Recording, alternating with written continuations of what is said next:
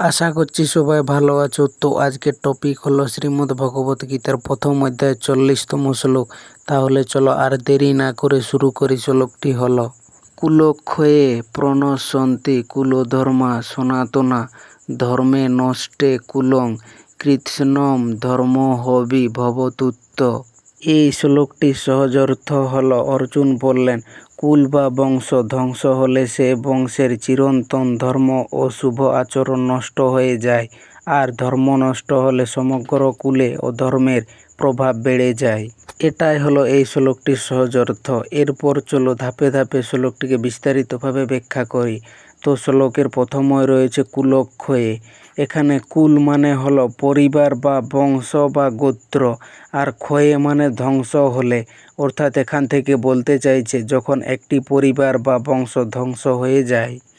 এর গভীর ভাবটি হলো, অর্জুন শুধু যুদ্ধক্ষেত্রে মৃত্যুর কথা ভাবছেন না, তিনি ভাবছেন যুদ্ধের ফলে অসংখ্য পরিবারের বড়রা, অভিভাবকরা ও ধর্মরক্ষকরা মারা যাবেন। শ্লোকের এরপর রয়েছে প্রণশন্তি কুলধর্মা সনাতনা।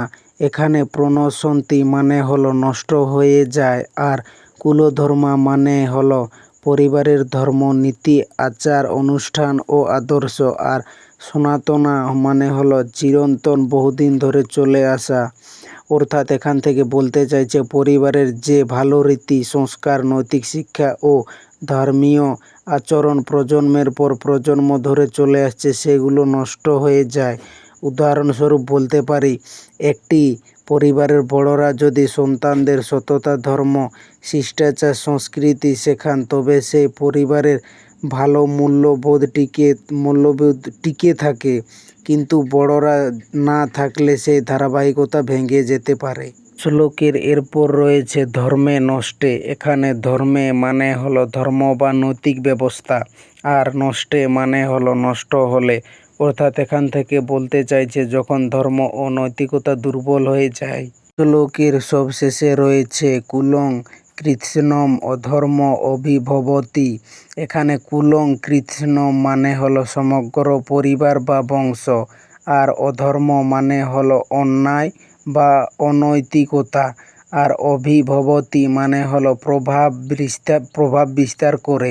অর্থাৎ এখান থেকে বলতে চাইছে এখন পুরো পরিবারের অধর্ম বা অন্যায়ের প্রভাব বেড়ে যায়।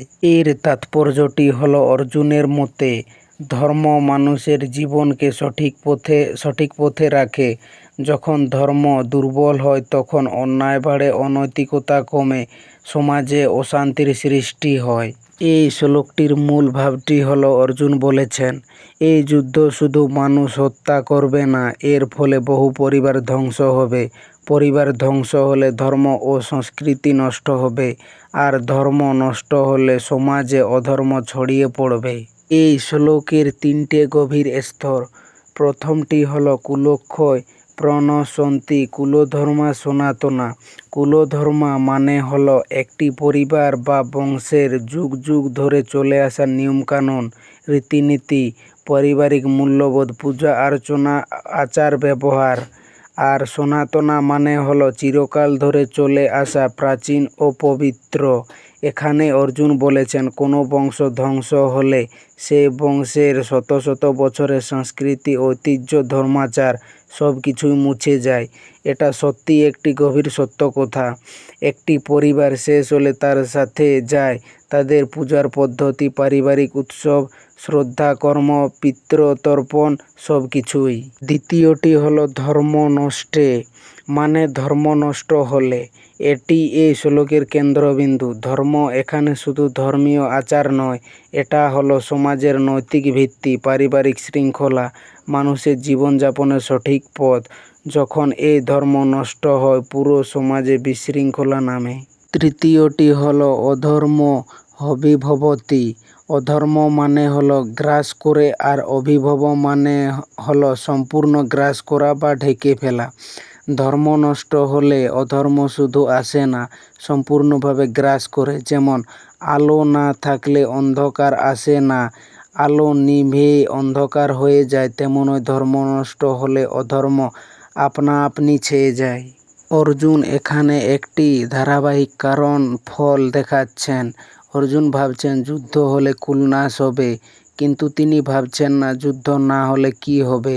যদি পাণ্ডবরা যুদ্ধ না করেন দুর্যোধনের অধর্মী শাসন চলবে, তাতে কি ধর্ম রক্ষা পাবে, না বরং আরও গভীরভাবে অধর্ম গ্রাস করবে। এই শ্লোকে কুলধর্ম শব্দটি অত্যন্ত গুরুত্বপূর্ণ। প্রাচীন ভারতীয় সমাজে কুলধর্ম ছিল সমাজের মেরুদণ্ড। যেমন পিতৃতর্পণে ছিল পূর্বপুরুষদের স্মরণ ও শ্রদ্ধা করা, আর কুল পূজাতে ছিল পারিবারিক দেবতাদের উপাসনা করা।